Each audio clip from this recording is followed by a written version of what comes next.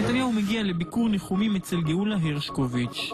בעלה נרצח באירוע ירי, ולאחר 3 חודשים היא איבדה גם את בנה באירוע ירי אחר.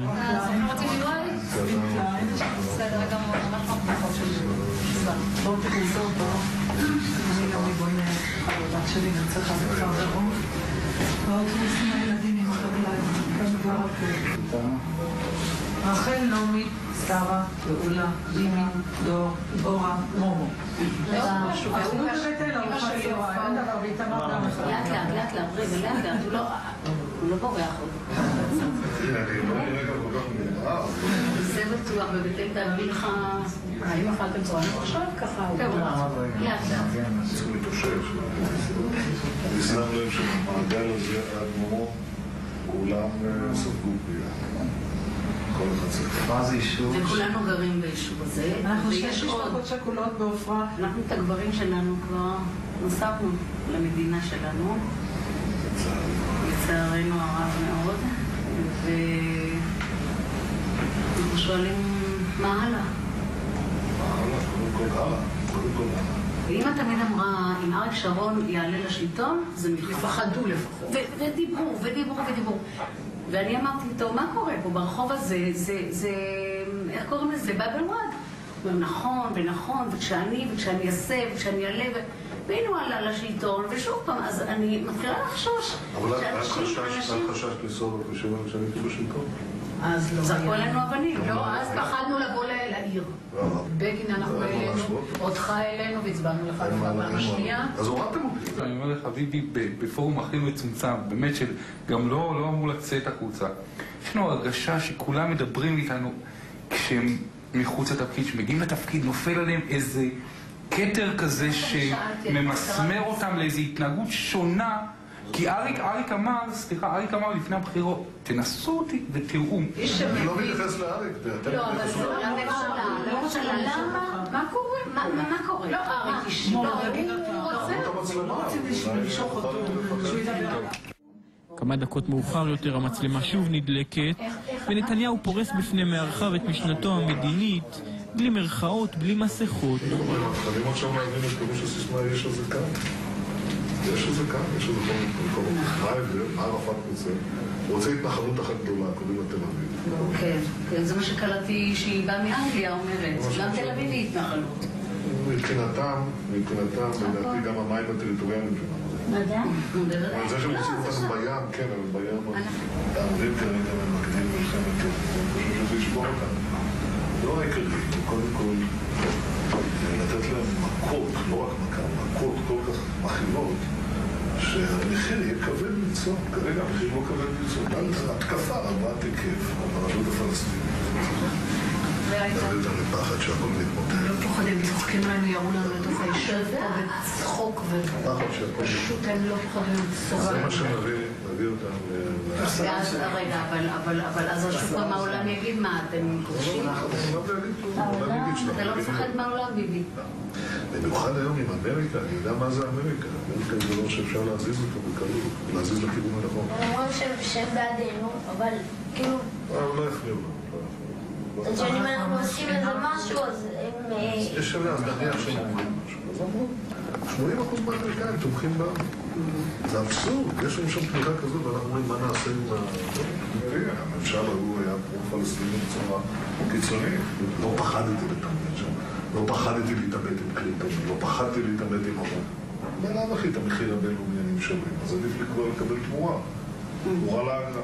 אוסלו, מילא הבאנו להם דברים עכשיו אנחנו לא יכולים לקחת אותם חזרה, אם לא ייתנו לנו אותם חזרה. קודם כל, אוסלו זה מערכת, אתה צודק. אני לא יודע מה אפשר לקחת. יש לו דעות פוליטיות, תאמין לי. הוא אמר לאריק שרון דברים שאני אמרתי לו, זה לא דעה של ילד, הסכמי אוסלו זה אסון. כן, זה את יודעת ואני ידעתי. יפה, אז חשבתי שראש הממשלה... נכון, אבל חשבתי שראש הממשלה כן ידע והוא יעשה הכל כדי איכשהו לא לעשות דברים קריטיים כמו מסיבת חברון. מה היו הסכמי אוסלו? הסכמי אוסלו שהכנסת חתמה עליהם. שאלו אותי לפני הבחירות התקיים, כן, בתנאי כפוף להדדיות וצמצום הנסיבות. אבל איך אתה מצמצם את הנסיבות? אני אתן פירוש להסכם שיאפשר לי להפסיק את הדהירה הזאת לקווי 67. איך עשינו את זה? הסכם אוסלו קבע בשעתו כי ישראל תמסור בהדרגה שטחים לפלסטינים בשלוש פעימות שונות, אלא אם בשטחים האמורים יימצאו התנחלויות או אתרים צבאיים. כאן מזהה ביבי פרצה. אף אחד לא אמר מה זה אתרים צבאיים מוגדרים. אתרים צבאיים מוגדרים, אני אמרתי, אלה אזורי ביטחון. בקעת הירדן, מבחינתי זה אתר צבאי מוגדר. נכון. זה אוקיי. יישובי בית שאן, עמק בית שאן. לך תגיד. אבל אז הייתה שאלה, מי יגדיר מה זה אתרים צבאיים מוגדרים? קיבלתי מכתב מקריסטופר, אליי ולערפאת, באותה לשון, שאומר שישראל בלבד היא זו שתגדיר מה הם את מיקום האתרים הצבאיים האלה ואת גודלם. עכשיו, הם לא רצו לתת את המכתב הזה, אז לא נתתי את הסכם כמוהו.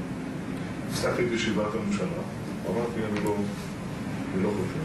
רק כשהגיע המכתב, תוך כדי הישיבה, אליי ואל ערפאת, חתמתי על הסכם, והשררתי, היה חתום. למה זה חשוב? כי באותו הרגע עצרתי בעצם את הסכם.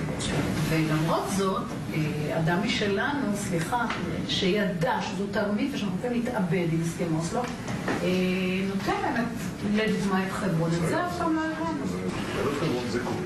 זה הדבר שקורה.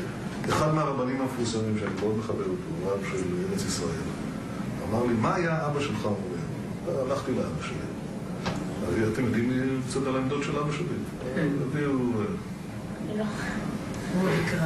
הוא לא בדיוק יונה צחורה. אז אבי שמע את השאלה, הוא אמר, תגיד לרב, שהסבא שלך, הרב נתן מליקובסקי, היה יהודי חכם, תגיד לו שעדיף לתת 2% מאשר לתת 100%.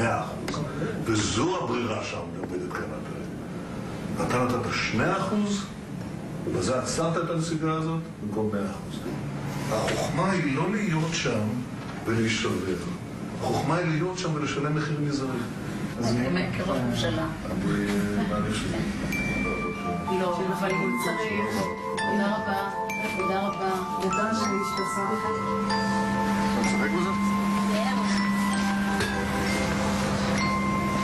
לא נראה. אין גבול לבושה. אין גבול לבושה.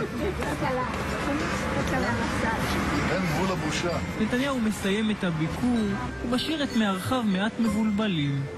אתה חש בעיניים מול עיניים, אתה חש את האמינות. שזה היה בטלוויזיה וכל זה, לא הייתה לו אמינות. לא, הכל מתאים בכוח שלו. כמו שאני אמרתי קודם, כשמגיעים לתפקיד, הם מסונדלים מכל מיני